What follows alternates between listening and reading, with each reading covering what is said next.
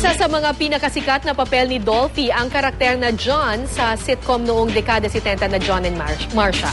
Ang mga sitwasyon na dinaranas ng kanyang karakter na si John Puruntong sumasalamin daw sa katayuan ng maraming Pilipino. May news to go si Mark Zambran. Kung ang gaganyan-ganyan, buksan mo na agad yung ventilador. Init ako. Ay, huwag mong buksan yung ventilador. Eh bakit ho? Mainit! Makonsumo yan sa kuryente. Tingnan mo itong lalaki ito. Eh pinabuksan ko, ayaw mo lang mapabuksan. Mas mabuti yun, nakakapabor sa inyo yung gagawin natin eh. Anong pabor sa akin?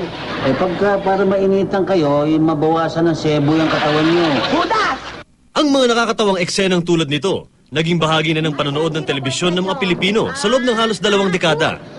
Mula 1973 hanggang 1990, natunghayan sa telebisyon ang John and Marcia na pinagbidahan ni Dolphy at Nida Blanca bilang mag-asawang John Puruntong at Marcia Jones Puruntong. Sa istorya, nagkatuluyan ang anak mayamang si Marcia at ang mahirap at walang trabahong si John. Bagay na ikinadismaya ng ina ni Marcia na si Doña Delilah, karakter na ginampanan ni Deli Atay-Atayan.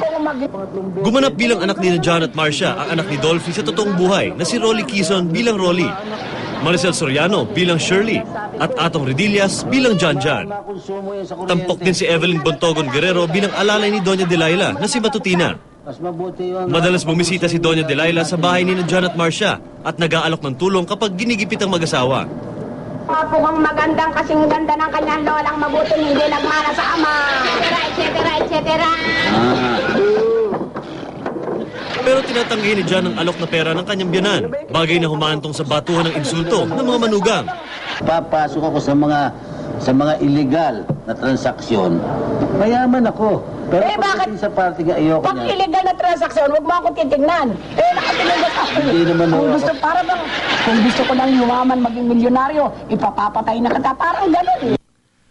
Ang determinasyon ni John na itaguyod ang kanyang pamilya sa kabila ng mga pagsubok at sa pamamagitan ng malinis na paraan, tila sumasalamin sa katayuan ng maraming Pilipinong padre de pamilya. At saka ikaw ito. Tinitignan ko itong aking supe kung magkano mabibili. Magkano kaya palagay mo mabibili yan? Siguro mga 8 pesos. 8 pesos? Ano? Sus Mario, ano ito, satan?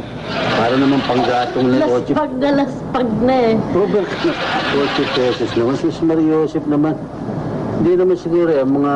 O sige, 110, 110. Kaya naman ang madalas sabihin ni Doña Delilah sa dulo ng bawat episode na, kaya ikaw John, magsumikap ka. Tila mensahe rin sa lahat ng Juan na nanonood sa programa. Kumita ng Mark Zambrano, GMA News. God-fearing ako.